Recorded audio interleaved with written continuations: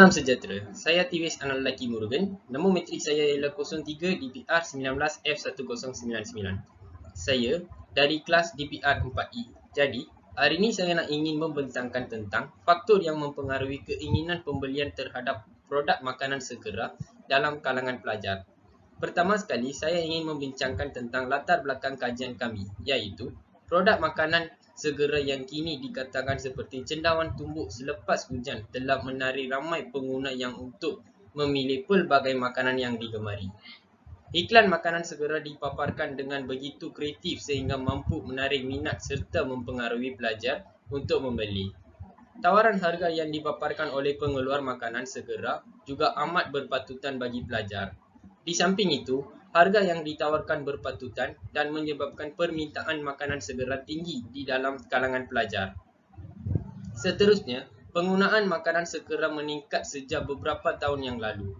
Ini disebabkan orang ramai yang khusus pelajar gemar makan makanan segera yang boleh menjimatkan masa dan sedap.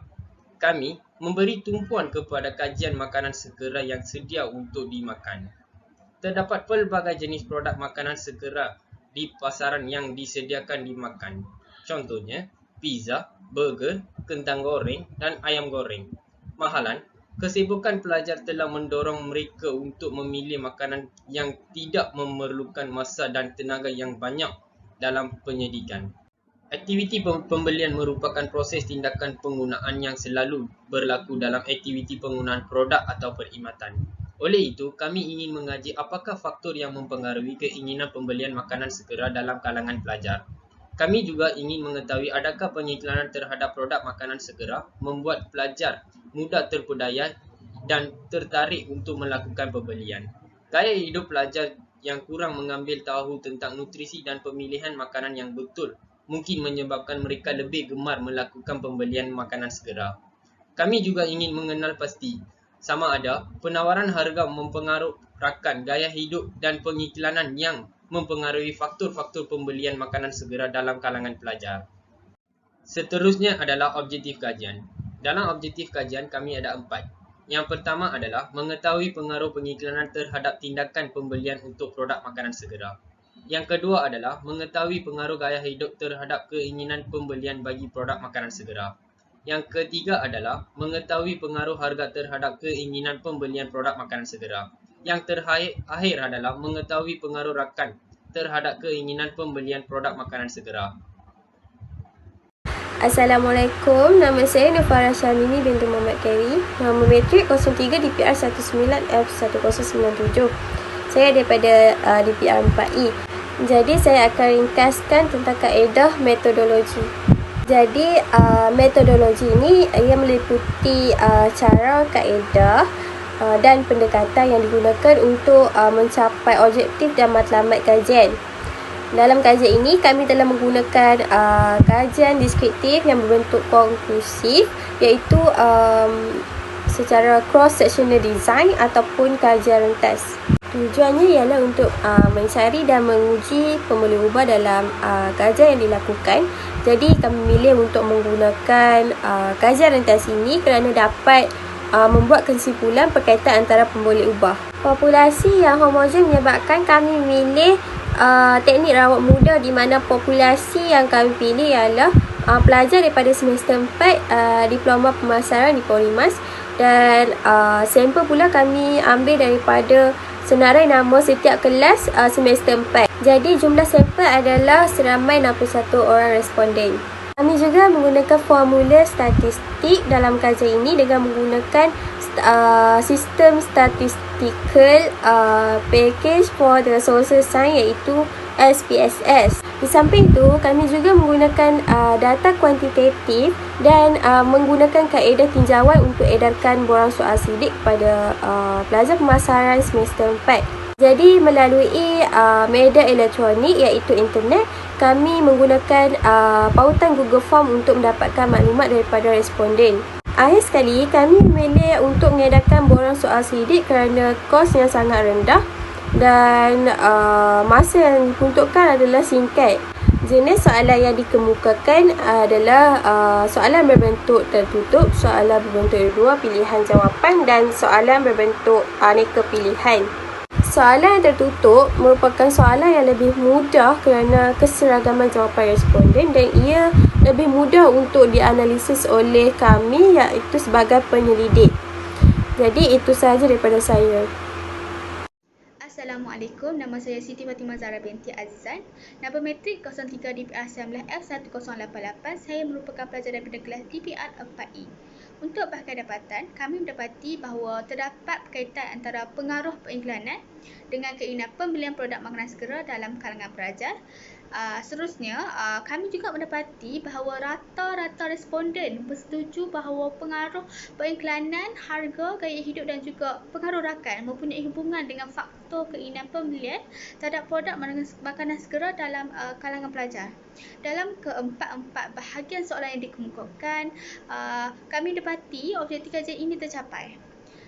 Pengaruh harga merupakan soalan yang mempunyai bilangan setuju yang tertinggi dengan bilangan 47 orang responden. Ini membuktikan bahawa pengaruh harga mempunyai hubungan yang kuat dengan keinginan pembelian terhadap produk makanan segera. Sebagai kesimpulan di akhir kajian yang kami lakukan ini adalah untuk mencapai tujuan yang diinginkan. Persoalan kajian juga memenuhi semua objektif kajian yang ditetapkan sewaktu di permulaan kajian. Keinginan pembelian terhadap produk makanan segera juga terdapat kebaikan dan juga keburukannya. Antaranya ialah kos perbelanjaan makanan harian pelajar adalah lebih rendah. Oleh demikian, para pelajar dapat menjimatkan wang dan boleh dijadikan sebagai simpanan untuk kegunaan di masa hadapan. Pembelian makanan segera juga boleh menjimatkan masa kerana penyediaan makanan yang sangat singkat.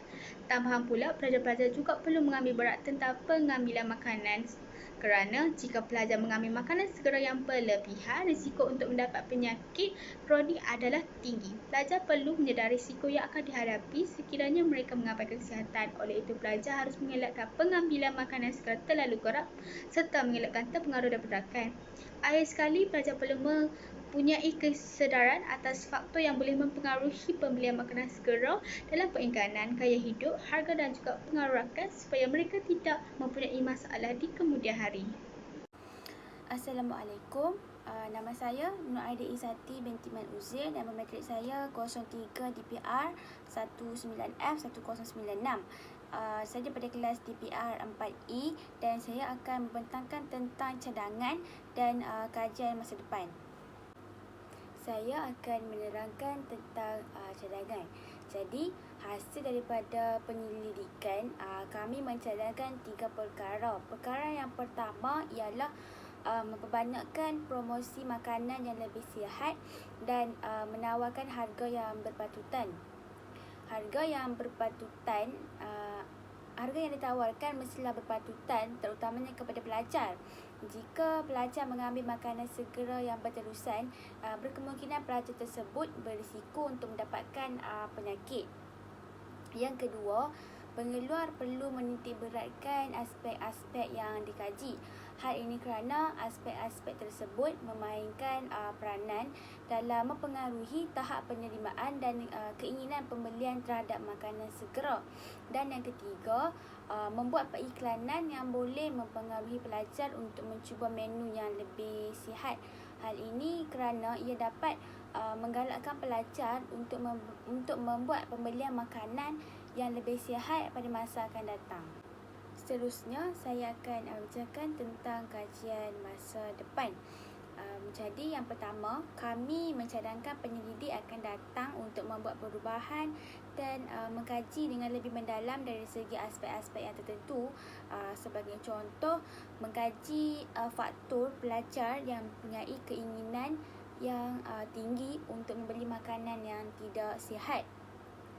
Yang kedua, kami mencadang penyelidik masa depan supaya sentiasa berhubung ataupun berkomunikasi dengan penyelia dan secara khusus supaya ini dapat memudahkan kajian dan membantu penyelidik untuk menyelesaikan beberapa masalah dalam membuat kajian.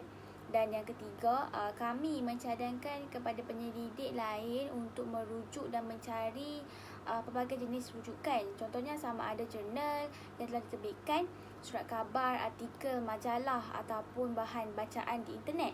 Hal ini dapat membantu penyelidik dalam mendapatkan lebih banyak idea untuk membuat perubahan dalam kajian. Dan yang keempat, menggunakan kaedah kualitatif untuk mendapatkan maklumat, iaitu melalui dera pendengaran, dera rasa, dera melihat dan dera penyentuhan. Itu sahaja daripada saya.